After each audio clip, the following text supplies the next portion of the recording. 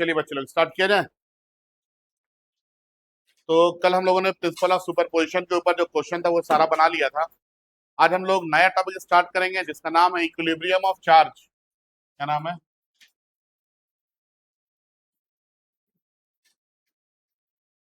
Equilibrium of charge.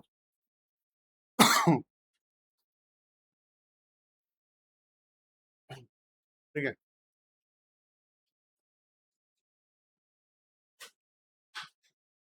सुनेंगे है ना। कोई भी चार्ज इक्विलिब्रियम पे है, इससे क्या मतलब समझते हैं? इक्विलिब्रियम आप लोगों ने केमिस्ट्री में पढ़ा है, हाँ या ना? क्या बताता है उसमें कि रेट ऑफ फॉरवर्ड रिएक्शन और रेट ऑफ रिवर्स रिएक्शन दोनों क्या होता है? सेम होता है ना। मतलब नेट इफेक्ट जो है इक्विलिब्रियम पे कितना होता है? जीरो होता है। नेट इफेक्ट कितना होता है इक्विलिब्रियम पे? जीरो। ठीक है, आज हम लोग इक्विलिब्रियम ऑफ चार्ज पढ़ेंगे और ये समझेंगे क्या है ना। मान लेते हैं कि एक चार्ज है, इस चार्ज पे एक फोर्स इधर F1 लग रहा है, इधर कुछ F2 लग रहा है और इधर कोई फोर्स F3 लग रहा है। ठीक है, ये जो चार्ज है ये चार्ज इक्विलिब्रियम पे होगा कब? जब यहाँ पे नेट फोर्स कितना हो जाएगा? जीरो हो जाएगा। कितना हो जाएगा नेट फोर्स? जीरो। तो किसी चार्ज पे अगर नेट फोर्स बोले तो टोटल फोर्स अगर जीरो लगता है तो हम क्या बोलेंगे? वो चार्ज क्या है? इक्विलिब्रियम पे। क्या है वो? इक्विलिब्रियम पे। याद रहेगा, लिखेंगे इक्विलिब्रियम ऑफ चार्ज, लिखेंगे इक्विलिब्रियम ऑफ चार्ज, लिखेंगे इसमें if net force if net force if net force acting on a charge, if net force acting on a charge due to due to due to other charges, acting on a charge due to other charges is zero is zero is zero, then it is said to be then it is said to be then it is said to be in equilibrium, then it is said to be in equilibrium, then it is said to be in equilibrium। ठीक है, इसके बाद है type of equilibrium of charge, type of equilibrium of charge, type of equilibrium of charge. ठीक है, type of equilibrium of charge. Type of equilibrium of charge में सबसे पहला आता है जिसको हम बोलते हैं स्टेबल इक्विलिब्रियम। क्या बोलते हैं बाबू? Stable equilibrium. ठीक है, अब ये स्टेबल इक्विलिब्रियम क्या होता है हम लोग समझेंगे, है ना। चलिए देखते हैं इधर, है ना। मान लेते हैं कि मेरे पास दो चार्ज है,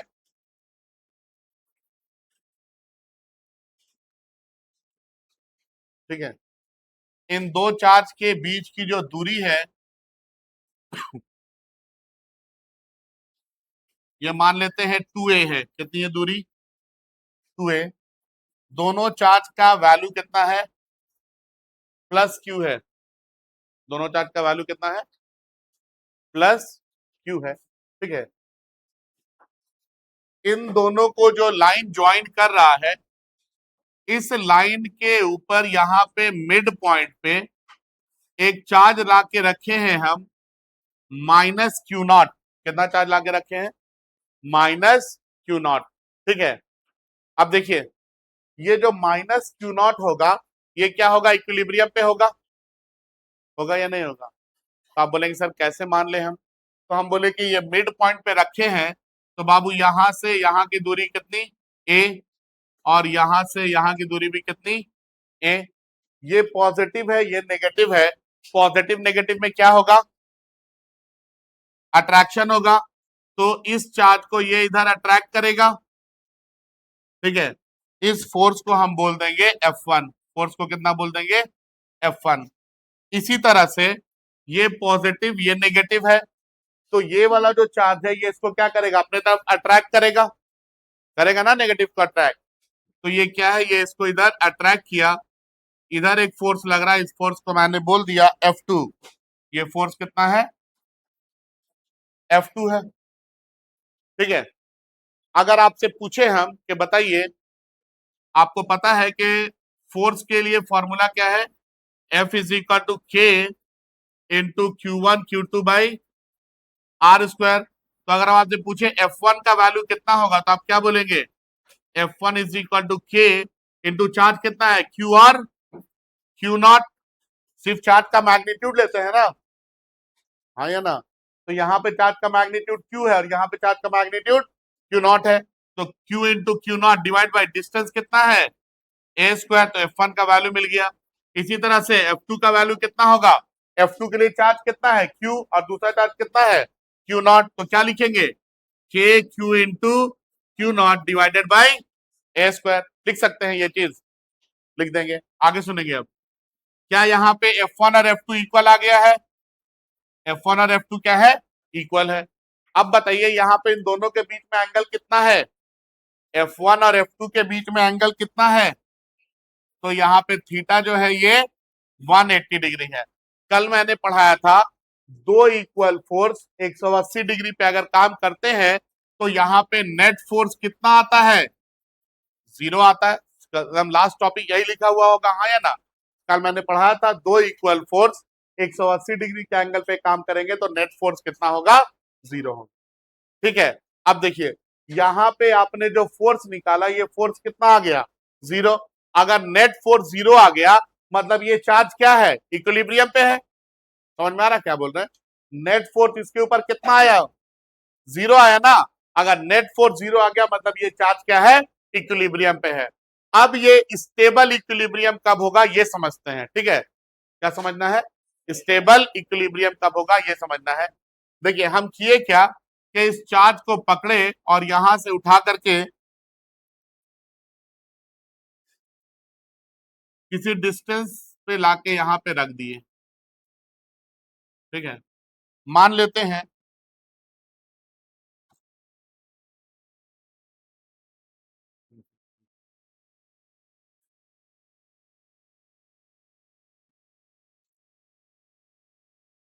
किसी डिस्टेंस x पे इसको यहां ले जा करके -Q0 चार्ज को रख दिए। तो यहां से उठा और यहां ले गए, और ले जाने के बाद इसको रिलीज किए। समझिएगा बात जो बोल रहे हैं, है ना? यहाँ तो इस चार्ज को उठाए, यहाँ ले गए, और यहाँ ले जाने के बाद हम इसको क्या कर दिए? रिलीज कर दिए, छोड़ दिए। ठीक है। अब समझते हैं उस कंडीशन में क्या होगा, है ना? देखिए, जब हम चार्ज को यहां से यहां लेके गए तो पक्का है कि इस -Q वाले चार्ज पे फोर्स लगेगा। लगेगा ना यार? नहीं लगेगा? लग जाएगा। ठीक है। देखिए, ये पॉजिटिव ये नेगेटिव, पॉजिटिव नेगेटिव में क्या होगा? अट्रैक्शन होगा। अट्रैक्ट होगा तो इधर एक फोर्स लगेगा। इस फोर्स को मैंने बोल दिया F1 डैश। क्या बोल दिए बाबू? F1 dash. उसी तरह से ये नेगेटिव ये पॉजिटिव क्या होगा? अट्रैक्शन होगा। अट्रैक्शन होगा तो इधर एक फोर्स लगेगा। इस फोर्स को मैंने बोल दिया F2 डैश। बोल सकते हैं ना कि नहीं बोल सकते हैं? बोलिए हाँ या ना? ठीक है, अब आगे सुनेंगे। ये F1 डैश और ये F2 डैश, एक पॉइंट पे दो फोर्स काम कर रहा है, और जब भी एक पॉइंट पे दो फोर्स काम करेगा यहाँ पे हमको क्या निकालना पड़ेगा? रिजल्टेंट निकालना पड़ेगा। और रिजल्टेंट निकालने के लिए हम लोग पैरेललोग्राम ड्रॉ करते हैं, हाँ या ना? ठीक है। और इस पैरेललोग्राम का जो डायगोनल होता है, ये डायगोनल हमको क्या दे देता है? रिजल्टेंट दे देता है। ठीक है। अब एक बात बताइए, ये जो रिजल्टेंट आ रहा है एफ डैश, ये रिजल्टेंट का डायरेक्शन किधर है? नीचे की तरफ। तो अगर हम इस चार्ज को यहां से उठा के यहां ले जा करके अगर रिलीज कर दें, समझिए बात समझिए, है ना? इंपॉर्टेंट है ये topic, stable and unstable equilibrium. इस चार्ज को यहां से पकड़ के यहां ले जाए और रिलीज कर दे, छोड़ दे, तो क्या होगा उसके बाद? क्या होगा, नेट फोर्स नीचे काम करेगा और ये नेट फोर्स इस चार्ज को इसके ओरिजिनल पोजीशन पे ले आएगा, ले आएगा कि नहीं लेके आएगा, ले आएगा ना। अरे ठीक है, यहां से इधर आके पहले ऐसे ऊपर नीचे होगा और उसके बाद फाइनली अपने ओरिजिनल पोजीशन पे आ जाएगा, आएगा। ठीक है, अब सुनेंगे बात। अगर चार्ज इक्विलिब्रियम कंडीशन पे है और हम उस चार्ज को डिस्प्लेस कर दिए हैं और डिस्प्लेस करके रिलीज कर दिए हैं और रिलीज करने के बाद वो चार्ज अपने आप कहां चला आए, अपने ओरिजिनल पोजीशन पे चला आए, तो इस तरह का इक्विलिब्रियम कंडीशन क्या कहलाता है, स्टेबल इक्विलिब्रियम कहलाता है। क्या बोलते हैं इसको हम लोग, स्टेबल इक्विलिब्रियम कहते हैं। समझ में आया क्या बात बोले कि नहीं आया, फिर से ये वाला चार्ज जो है माइनस क्यू नॉट इस लाइन पे, यहाँ पे ये क्या है, इक्विलिब्रियम पे है, क्योंकि F1 और F2 का वैल्यू हमने निकाला, सेम आया, थीटा कितना आया 180 आया, तो इसके ऊपर नेट फोर्स कितना काम कर रहा है, जीरो। अगर नेट फोर्स जीरो काम कर रहा मतलब ये इक्विलिब्रियम पे है। इक्विलिब्रियम दो तरह का होता है, अभी हम लोग स्टेबल इक्विलिब्रियम के बारे में पढ़ रहे हैं, इसके बाद अनस्टेबल के बारे में पढ़ेंगे। ठीक है, तो स्टेबल इक्विलिब्रियम में क्या होता है कि आप इसको इक्विलिब्रियम कंडीशन से उठाए और उठा के ले जाके कहीं पे रख दिए और इसको अब रिलीज कर दिए वहां से। जब आप इसको रिलीज किए और अगर रिलीज होने के बाद ये अपने ओरिजिनल पोजीशन पे पहुंच गया, तो हम बोलेंगे कि हमारा जो इक्विलिब्रियम कंडीशन है ये कौन सा है, स्टेबल इक्विलिब्रियम कंडीशन है। कौन सा है, स्टेबल इक्विलिब्रियम। समझ में आया कुछ बात, हाँ या ना, क्लियर है, लिखवाएं, लिखेंगे।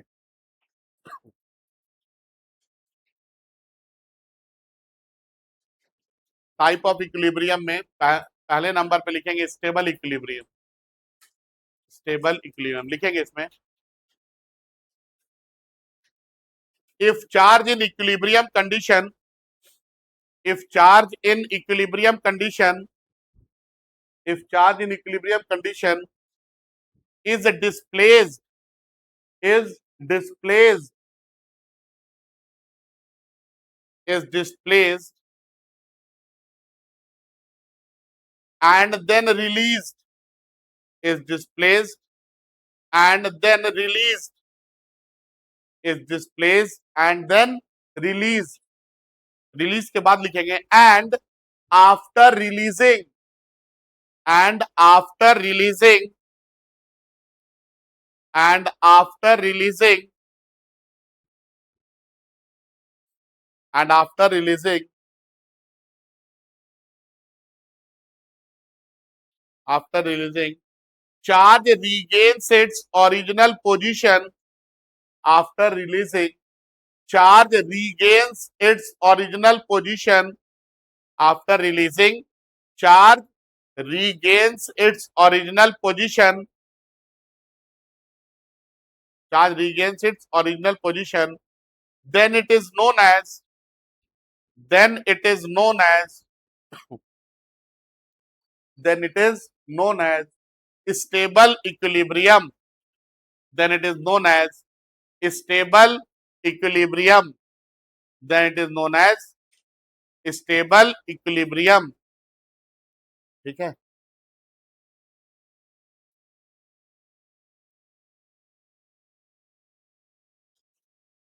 हेडिंग में डालिए,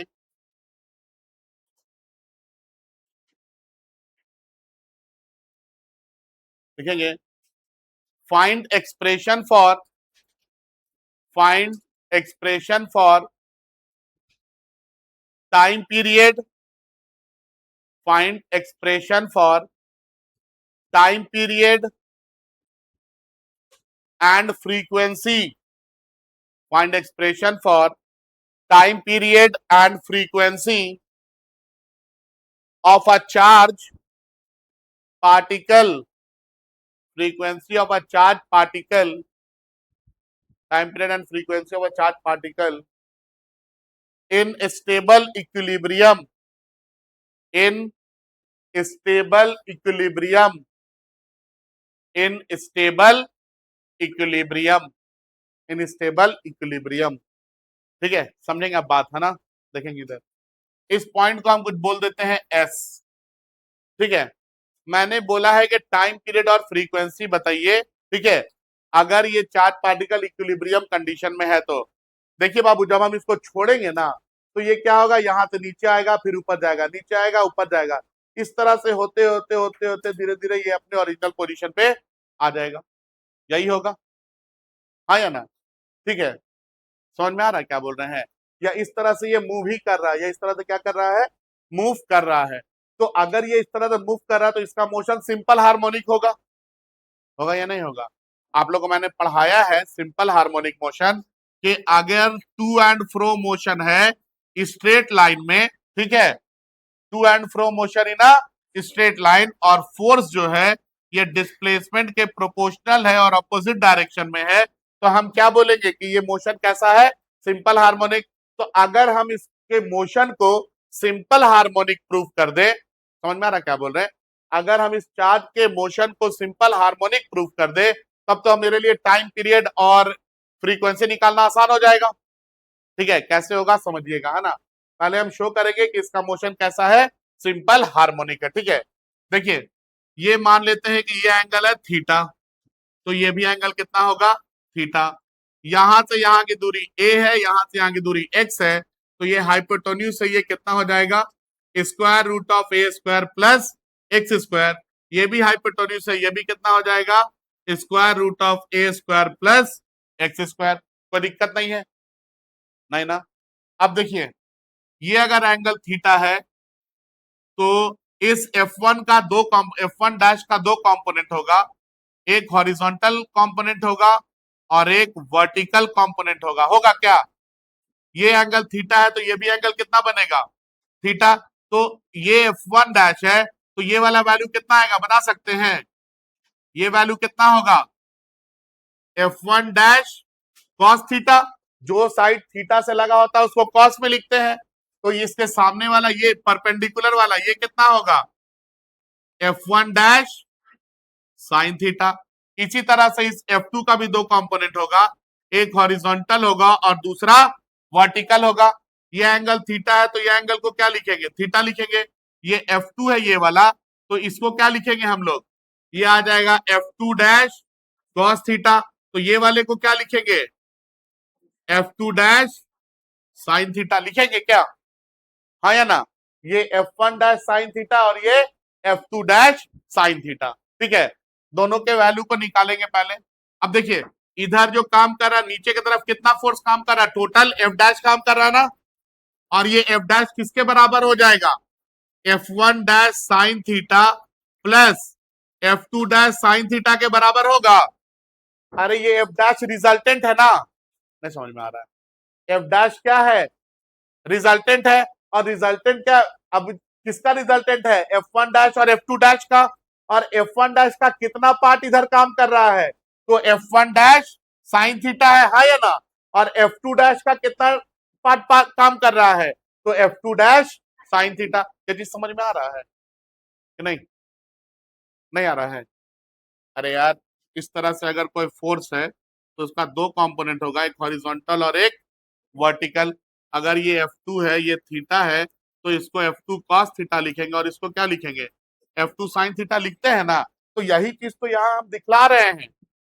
ठीक है, ये जो F2 डैश है इसका दो कंपोनेंट है, एक हॉरिजॉन्टल और एक वर्टिकल है। वर्टिकल वाले को कितना बोल रहे हैं, F2 डैश साइन थीटा, और हॉरिजॉन्टल वाले को कितना बोल रहे हैं, F2 डैश cos थीटा। इसी तरह से इस F1 डैश का भी दो कंपोनेंट है, हॉरिजॉन्टल में F1 डैश cos थीटा और नीचे की तरफ कितना, F1 डैश साइन थीटा। तो नीचे की तरफ टोटल फोर्स कितना काम कर रहा है, टोटल कितना हो रहा है इन दोनों के वजह से, एक F1 डैश साइन थीटा और एक F2 डैश साइन थीटा, दोनों ना, दोनों काम कर रहा है ना। तो अगर टोटल पूछेंगे तो दोनों को ऐड कर देंगे ना, और जो टोटल है उसको हम क्या चीज से रिप्रेजेंट किए हैं, F डैश से रिप्रेजेंट किए हैं। तो F डैश को मैंने क्या लिख दिया, F1 dash sine theta plus F2 dash sine theta. ठीक है, अब आगे देखिए, F dash is equal to F1 का वैल्यू क्या आ जाएगा, K Q into Q not divided by distance कितना है यहां से यहां तक, अंडर रूट ए स्क्वायर प्लस एक्स स्क्वायर का होल स्क्वायर इंटू क्या, sine theta, plus F2 dash के लिए क्या लिखेंगे, के F2 डैश के लिए क्या लिखेंगे, ये फोर्स कितना होगा, K Q into Q naught divided by distance कितना है यहां से यहां तक का, अंडर रूट ए स्क्वायर प्लस एक्स स्क्वायर का whole square into sine theta लिख सकते हैं। अब ये क्या आ जाएगा, F dash is equal to K Q into Q naught divided by A square plus x square लिख सकते हैं क्या, ये स्क्वायर ये रूट कैंसिल हो जाएगा, इतना इंटू साइन थीटा प्लस यहां पे क्या आ जाएगा, के Q into Q naught divided by A square plus x square into कितना साइन थीटा, दोनों को ऐड कर दीजिए, एफ डैश का वैल्यू कितना आ गया, 2k into Q naught into sine theta divided by कितना, A square plus x square, ये तो लिख सकते हैं हम लोग, हाँ या ना, आगे समझेंगे। देखिए ये साइन थीटा है, और अगर हम आपको बोल दे कि यहाँ पे ये जो ट्रायंगल है, इस ट्रायंगल में आप साइन थीटा बताइए, तो साइन थीटा क्या होगा, परपेंडिकुलर बाई हाइपोटेन्यूज, परपेंडिकुलर का वैल्यू कितना है x और हाइपोटेन्यूज का वैल्यू कितना है अंडर रूट ए स्क्वायर प्लस, तो साइन थीटा के जगह हम लोग क्या लिख सकते हैं, F dash is equal to 2k into Q dash divided by A square plus x square, और साइन थीटा के जगह क्या लिख सकते हैं, परपेंडिकुलर बोले तो x और हाइपोटेन्यूज बोले तो x square plus x square लिख सकते हैं ना। यहाँ पे ए स्क्वायर प्लस एक्स स्क्वायर का पावर 1 है, यहाँ पे ए स्क्वायर प्लस एक्स स्क्वायर का पावर 1/2 है, तो आपको एफ डैश का वैल्यू कितना मिल जाएगा, 2k into Q naught into X divided by A square plus x square का पावर 3/2। अब समझेंगे यहाँ पे बात, 2 क्या है कांस्टेंट, k का वैल्यू भी कांस्टेंट, 9 इंटू 10 का पावर 9, जो चार्ज लेंगे दोनों ये भी क्या होगा कांस्टेंट, यहाँ पे a जो दोनों के बीच की दूरी है ये भी क्या है कांस्टेंट, और जितना ये भी क्या है कांस्टेंट आ रहा है ना, तो ये सारा चीज आपको कांस्टेंट मिल रहा है। यहाँ पे वेरिएबल क्या आ जा रहा है, x आ जा रहा है, वेरिएबल क्या आ जा रहा है, आप देखेंगे तो force is directly proportional to क्या आ जा रहा है, डिस्प्लेसमेंट। अगर हम ऐसा कर दे कि लेट ए जो है ये बहुत बड़ा है किससे, x से, x से अगर बहुत बड़ा है तो इस x को हम नेग्लेक्ट कर सकते हैं ना, नहीं कर सकते हैं, x को हम क्या करेंगे, a अगर बहुत बड़ा है मतलब ये जो दो चार्ज के बीच की दूरी है ये बहुत ज्यादा है किससे, ये चार्ज के डिस्प्लेसमेंट से, तो अगर a बहुत बड़ा हो जाए x से तो हम क्या करेंगे, नेग्लेक्ट कर देंगे, किसको नेग्लेक्ट कर देंगे, x को, तो x सिर्फ यहां से नेग्लेक्ट होगा, तो आपको क्या मिलेगा, F dash is equal to कितना, F dash is equal to 2k into Q naught into X divided by कितना, ए स्क्वायर का पावर 3/2, ये 2 और ये 2 क्या होगा कैंसल हो जाएगा, तो एफ डैश का वैल्यू कितना आ जाएगा, 2k into Q naught into X divided by A cube. तो आप देखिए ये सारा टर्म तो कांस्टेंट है, यहाँ पे सिर्फ वेरिएबल क्या है x, अरे ये जो डिस्प्लेसमेंट हो रहा है इसी को ना वैरी करवा सकते हैं, हाँ या ना, तो यहाँ पे फोर्स जो है क्या ये डायरेक्टली प्रोपोर्शनल है डिस्प्लेसमेंट के, है, हाँ या ना। और एक और चीज देखिए, ये डिस्प्लेसमेंट हम इधर से इधर लेके जा रहे हैं, जब डिस्प्लेसमेंट मेरा ऊपर की तरफ हो रहा है तो फोर्स किधर काम कर रहा है, नीचे की तरफ, तो फोर्स और डिस्प्लेसमेंट दोनों के बीच में डायरेक्शन ऑपोजिट है ना, तो यहाँ पे सबसे पहले F is proportional to -x आ गया, अगर force is proportional to minus of displacement है, तो मैंने आप लोगों को क्लास 11 में पढ़ाया है, क्या पढ़ाया है, मोशन कैसा होगा, सिंपल हार्मोनिक होगा, मोशन कैसा होगा, सिंपल हार्मोनिक होगा, याद रहेगा। तो यहां पे हम बोलेंगे hence we can say that, hence we can say that motion is simple harmonic, motion कैसा है, अब मोशन सिंपल हार्मोनिक है तो अब मेरे लिए काम आसान हो गया, एक्सेलरेशन निकालना, टाइम पीरियड निकालना और फ्रीक्वेंसी निकालना। कैसे आसान हो गया, देखिए इसको बोल दीजिए इक्वेशन नंबर 1, ठीक है। और आप जानते हैं we know that F equal to क्या होता है बाबू, एम ए होता है, तो यहां पे फ्रॉम 1 एंड 2, फ्रॉम 1 एंड 2, 1 और 2 से हम क्या लिख सकते हैं, एफ डैश के जगह एम ए लिख सकते हैं, तो m into A equal to कितना आ जाएगा, 2k into Q naught, K Q into Q naught into X divided by A cube आ जाएगा, क्या ये ये एक्सेलरेशन है ना, इस एक्सेलरेशन को कुछ अलग चीज से रिप्रेजेंट कर देते हैं, एफ से रिप्रेजेंट कर दे रहे हैं, ठीक है। अब इस एम को इधर से इधर ले आइए तो आपको एक्सेलरेशन मिलेगा 2k × q × q0 × x divided by m × a cube. ये आया, आपने एक्सेलरेशन निकाला इस फॉर्मूले से, हाँ या ना, फोर्स से एक्सेलरेशन निकालेंगे यही ना निकलेगा। और आप लोगों को मैंने पढ़ाया है कि for simple harmonic motion, simple harmonic motion के केस में बच्चों एक्सेलरेशन जो होता है ये बराबर होता है ओमेगा स्क्वायर एक्स के, याद है ये बात। सिंपल हार्मोनिक मोशन में एक्सेलरेशन इज इक्वल टू क्या होता है, ओमेगा स्क्वायर एक्स। इसको बोल दिए इक्वेशन नंबर 4। तो फ्रॉम 3 and 4 से हम लिखेंगे कि omega square X is equal to 2k × q × q0 × x divided by कितना, a क्यूब। ये x और ये x क्या होगा, कट जाएगा।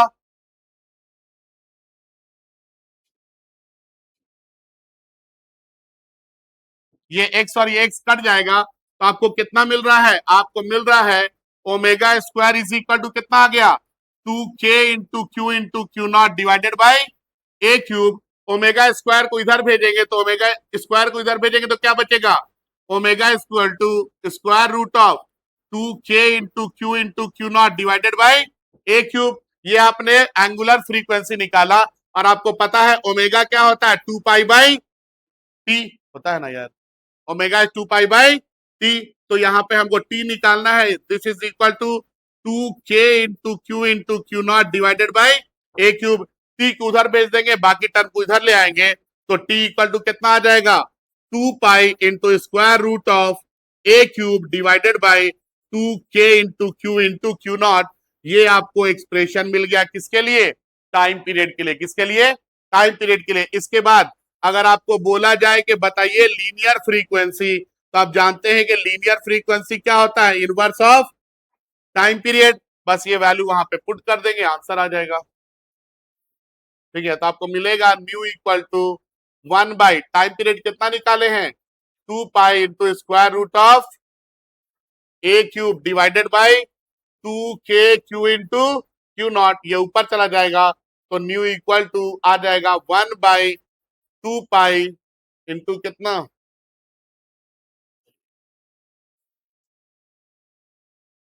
New is equal to 1/2π। और ये पलट जाएगा तो ये ऊपर जाएगा तो कितना आ जाएगा, 2k × q0 divided by a cube. ये एक्सप्रेशन हो जाएगा किसके लिए, लीनियर फ्रीक्वेंसी के लिए, ठीक है। याद रखेंगे ये क्वेश्चन आप लोगों से बहुत पूछा जाता है बोर्ड्स में, है ना, कि अगर कोई चार्ज पार्टिकल इक्विलिब्रियम पे है तो उसके टाइम पीरियड और लीनियर फ्रीक्वेंसी के लिए एक्सप्रेशन बताइए। समझ में आया क्या बोले कि नहीं आया। और कब बताइए, जब चार्ज पार्टिकल स्टेबल इक्विलिब्रियम में है तब। याद रखिए स्टेबल इक्विलिब्रियम में रहेगा तभी आप लोगों को ये सारा चीज जो है मिलेगा। अगर ये स्टेबल इक्विलिब्रियम में नहीं होगा तो यहां से इनमें से कोई भी चीज आप लोगों को नहीं मिलेगा, ठीक है, क्योंकि वहां पे सिंपल हार्मोनिक मोशन नहीं होता। दिख रहा है सबको, तो बड़ा कर दें। यहाँ पे अरे एक चीज हम लोग का मिस हो गया यहाँ पे, है ना, एम क्यूब लिख रहे थे ना, तो यहाँ पे एम लगाना है, ठीक है। ये प्रिंटिंग मिस्टेक आ गया है, एम है यहाँ पे तो एम यहाँ पे होगा, है ना, यहाँ पे भी एम, यहाँ पे भी एम, यहाँ पे भी, यहाँ पे भी, और यहाँ पे बस खाली एम लगा देना है, वो मिस हो गया है, ठीक है, समझ गए।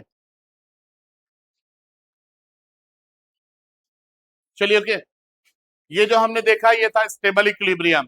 तो स्टेबल इक्विलिब्रियम में क्या होता है कि जो भी चार्ज पार्टिकल इक्विलिब्रियम पे है आप उसको डिस्प्लेस करेंगे तो वो क्या होगा, अपने ओरिजिनल पोजीशन पे वापस आ सकता है। इस तरह के इक्विलिब्रियम कंडीशन को क्या बोलेंगे, स्टेबल इक्विलिब्रियम। इसके बाद आता है दूसरे नंबर पे जिसको हम बोलते हैं अनस्टेबल इक्विलिब्रियम। अनस्टेबल इक्विलिब्रियम सुनेंगे अभी इधर, है ना।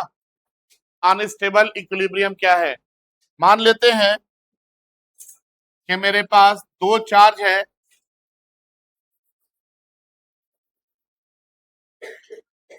ईच ऑफ प्लस क्यू, इन दोनों के बीच की दूरी है 2a। इन दोनों को जो लाइन ज्वाइन कर रहा है, ये जो लाइन आपको दिख रहा है,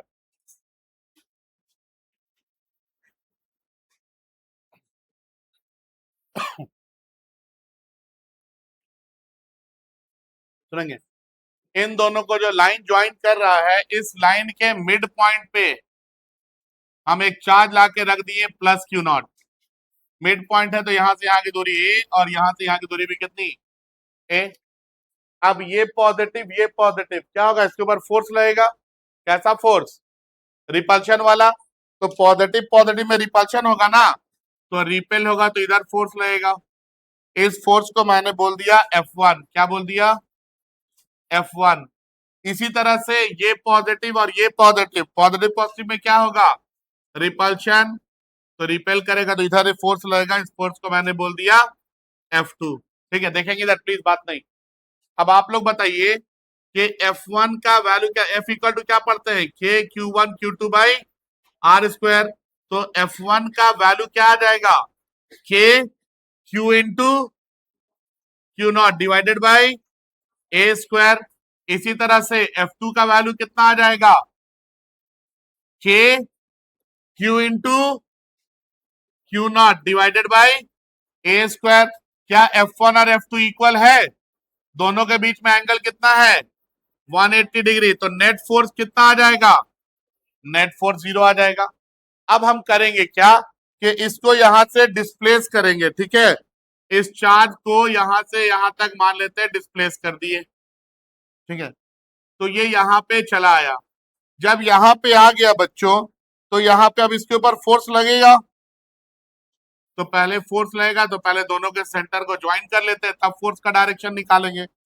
अब बताइए यहाँ पे बोलिए, ये पॉजिटिव, ये कितना है, प्लस क्यू नॉट है ना। ये पॉजिटिव पॉजिटिव पॉजिटिव में क्या होगा, तो रिपल्शन होगा तो इधर एक फोर्स लगेगा, जिस फोर्स को हम F1 बोल देते हैं। क्या बोल देते हैं, F1 डैश बोल देते हैं। ठीक है, F1 डैश। इसी तरह से ये पॉजिटिव क्या होगा, पॉजिटिव पॉजिटिव में फिर से रिपल्शन होगा तो इधर एक फोर्स लगेगा, इस फोर्स को हम क्या बोल देते हैं, F2 डैश बोल देते हैं। क्या, F2 डैश। इन दोनों का रिजल्टेंट हम निकाल सकते हैं, हाँ या ना।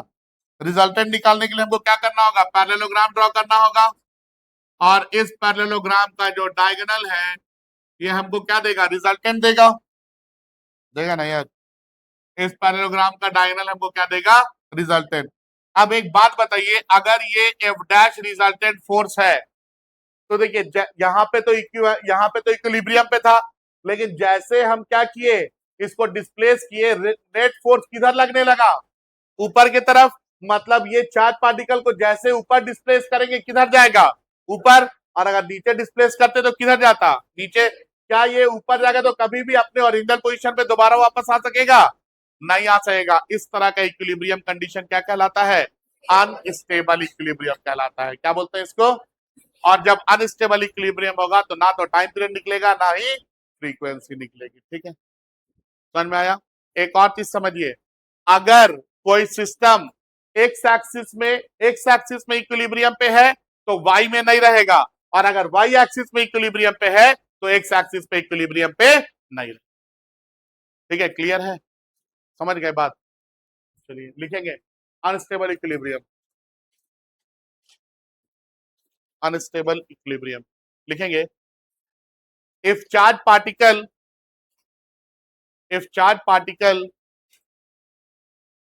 in equilibrium condition,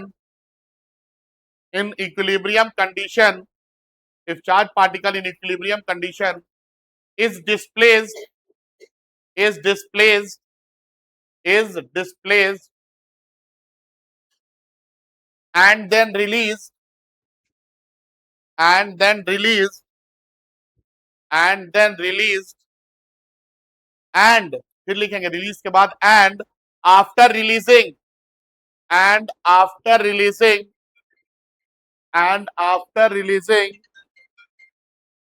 and after releasing charge particle does not regain charge particle does not regain charge particle does not regain its original position does not regain its original position then it is known as unstable equilibrium. That is known as unstable equilibrium. That is known as unstable equilibrium.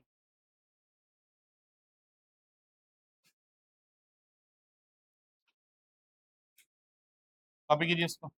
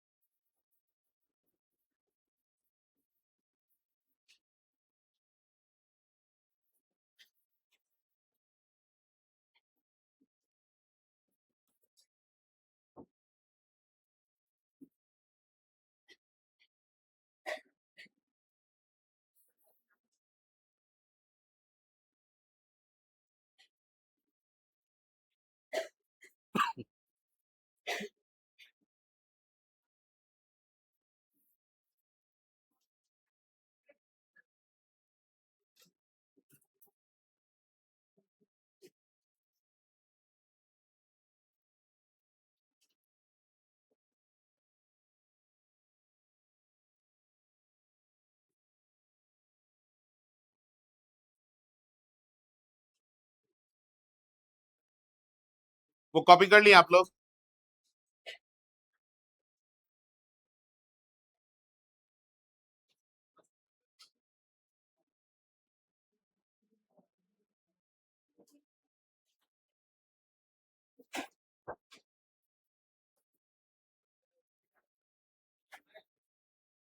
हाँ, question लिखना है.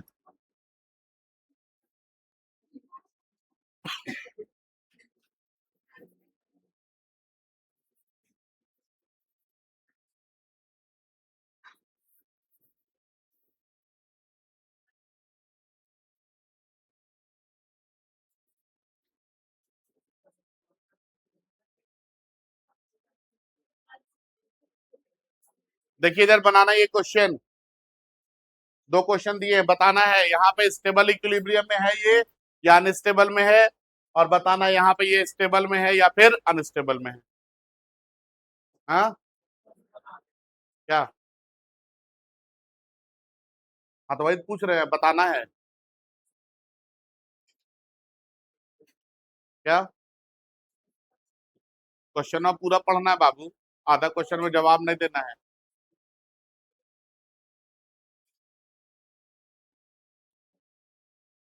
Question पूरा पढ़िए और बताइए.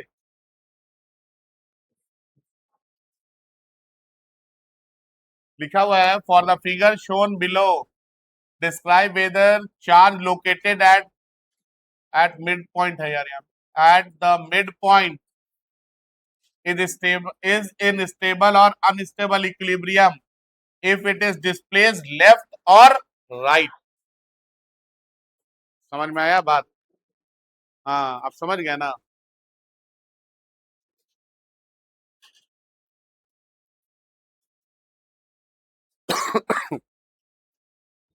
ये जो mid point पे जो चार्ज है ये स्टेबल में है या अनस्टेबल इक्विलिब्रियम में, ये बताना है. जब इसको लेफ्ट या राइट मूव करेंगे तब, है ना. देखिए इधर देखेंगे, ये पॉजिटिव ये नेगेटिव अट्रैक्शन होगा, हाँ या ना. ये पॉजिटिव ये नेगेटिव, अट्रैक्शन होगा। इसके फोर्स को F1 बोल दिए, इसके अट्रैक्शन को F2 बोल दिए। अभी मिड पॉइंट पे है तो नेट फोर्स यहाँ पे कितना है, 0 है। लेकिन हम इसको मूव करवा के यहां ले आए, कितने डिस्टेंस पे ले आए, x डिस्टेंस पे ले आए। किस चार्ज को, माइनस क्यू नॉट को। तो अब यहाँ पे इसके ऊपर फोर्स लगेगा ना बाबू, हाँ या ना। ये पॉजिटिव ये नेगेटिव, क्या होगा, अट्रैक्शन होगा। इस फोर्स को बोल दिए F1 डैश। ये पॉजिटिव ये नेगेटिव, क्या होगा, अट्रैक्शन होगा। कितना, F2 डैश। अब बताइए F1 डैश बड़ा या F2 डैश बड़ा या दोनों बराबर, बोलिए। F1 डैश बड़ा, F2 डैश बड़ा या दोनों बराबर। अरे ये चार्ज और ये चार्ज के बीच की दूरी कम हो गई है ना, तो दूरी अगर कम हो गया है तो फोर्स का वैल्यू क्या होगा, बढ़ेगा ना। मतलब यहाँ पे डिस्टेंस कम हुआ है तो F1 डैश का वैल्यू ज्यादा होगा किससे, F2 डैश से। होगा या नहीं होगा, नहीं समझे बात। या ये वाला चार्ज को हम यहां ले आए तो ये दो चार्ज के बीच की दूरी कम हो गई और ये चार्ज के बीच की दूरी बढ़ गई। फोर्स जो है ये इनवर्सली प्रोपोर्शनल टू डिस्टेंस है, डिस्टेंस का स्क्वायर है, हाँ या ना। तो अगर डिस्टेंस कम होगा तो फोर्स बढ़ जाएगा ना बाबू। तो F1 डैश का वैल्यू ज्यादा हो जाएगा और F2 डैश का वैल्यू, नहीं समझे बात। F1 डैश का वैल्यू क्या होगा, ज्यादा होगा, और F2 डैश का वैल्यू। अब बताइए अगर ये वैल्यू ज्यादा और ये कम है तो ये इस चार्ज को अपने तरफ खींच लेगा, हाँ या ना। तो क्या कभी भी ये माइनस क्यू नॉट चार्ज अपने ओरिजिनल पोजीशन पे पहुंच सकेगा, कौन सा इक्विलिब्रियम, अनस्टेबल इक्विलिब्रियम। कौन सा इक्विलिब्रियम, अनस्टेबल इक्विलिब्रियम। ठीक है, आगे बढ़िए इधर। यहां पे तो आपको पता है दोनों मिड पॉइंट पे है, दोनों पे फोर्स बराबर लगेगा। F1 और F2 ये बराबर है तो नेट फोर्स कितना है, 0 है। ये तो आप लोग जान रहे हैं, लेकिन आपको लेफ्ट राइट मूव करके दिखाना है। ठीक है, देखिए ये F1 जो फोर्स है ये पॉजिटिव पॉजिटिव में रिपल्शन हुआ तो इसके फोर्स को मैंने क्या बोल दिया, या इसको F2 ही लिखते हैं, इसको F2 बोल दिए और इसके फोर्स को क्या बोल दिए, F1 बोल दिए। ठीक है, ये पॉजिटिव में रिपल्शन हुआ, रिपल्शन के बाद फोर्स कितना आ गया, F1 आ गया। नहीं समझे, अरे ये पॉजिटिव रिपल्शन हुआ ना, फोर्स F1, ये पॉजिटिव रिपल्शन हुआ, फोर्स F2। दोनों का डिस्टेंस सेम है, दोनों का जो डिस्टेंस है सेम है तो फोर्स का जो मैग्नीट्यूड है बराबर। और अगर इक्वल फोर्स अपोजिट डायरेक्शन में है तो नेट फोर्स कितना, 0। मतलब ये अभी इक्विलिब्रियम पे है, हम इसको इक्विलिब्रियम से मूव करवा के यहां ले आए इस प्लस क्यू नॉट को। तो ये पॉजिटिव क्या होगा, रिपेल करेगा, F1 डैश फोर्स लग गया। ये पॉजिटिव क्या होगा, रिपेल करेगा, F2 डैश फोर्स लग गया। अब बताइए F1 डैश बड़ा है या F2 डैश। देखिए F1 डैश इन दोनों के बीच का फोर्स है, हाँ या ना, और F2 डैश इन दोनों के बीच का फोर्स है। तो डिस्टेंस कम है तो फोर्स ज्यादा होगा। मतलब यहां पे F1 dash is greater than F2 dash. अब अगर ये बड़ा है तो ये इस चार्ज को अपने तरफ लेके जाएगा, और अपने तरफ लेके जाएगा तो पक्का है कि ये यहां तक पहुंचा देगा ना। अगर ये ओरिजिनल पोजीशन पे पहुंच गया तो कौन सा इक्विलिब्रियम हो गया, स्टेबल इक्विलिब्रियम हो गया। कौन सा, स्टेबल इक्विलिब्रियम। ये एग्जाम में क्वेश्चन बहुत पूछा जाता है। ठीक है, प्रीवियस ईयर में पलट के देखिएगा कि इस तरह का क्वेश्चन दिया गया, 3 मार्क्स में आता है। बताइए तो स्टेबल है क्या अनस्टेबल इक्विलिब्रियम, समझ गए। और अभी मैंने बताया था एक बात, जब हम इधर देखिए इधर, अभी मैंने एक बात बताया था कि यहाँ पे देखिए ये चार्ज माइनस क्यू नॉट था, ये माइनस क्यू नॉट को हम लोग स्टेबल इक्विलिब्रियम में देखा है अलोंग वाई एक्सिस। तो पक्का है कि अलोंग एक्स एक्सिस क्या होगा, अनस्टेबल होगा।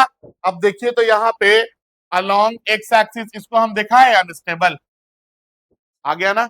अरे ये minus Q naught along Y axis stable show कर रहा था ना, अभी प्रूफ किए ना। तो अलोंग एक्स एक्सिस क्या होगा, अनस्टेबल। ये वाला जो था अलोंग वाई एक्सिस अनस्टेबल था तो अलोंग एक्स एक्सिस क्या होगा, स्टेबल। याद रखेंगे जो अलोंग वाई एक्सिस स्टेबल है वो अलोंग एक्स एक्सिस स्टेबल नहीं होगा, जो अलॉन्ग एक्स एक्सिस स्टेबल है वो अलॉन्ग वाई एक्सिस स्टेबल नहीं होगा। याद रहेगा? चलिए ठीक है, ओके।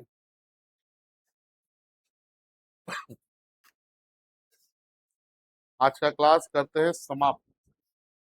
कल मिलेंगे इसके न्यूमेरिकल्स के साथ, है ना? कल इसका न्यूमेरिकल पढ़ेंगे। Okay, thank you, that's all for today.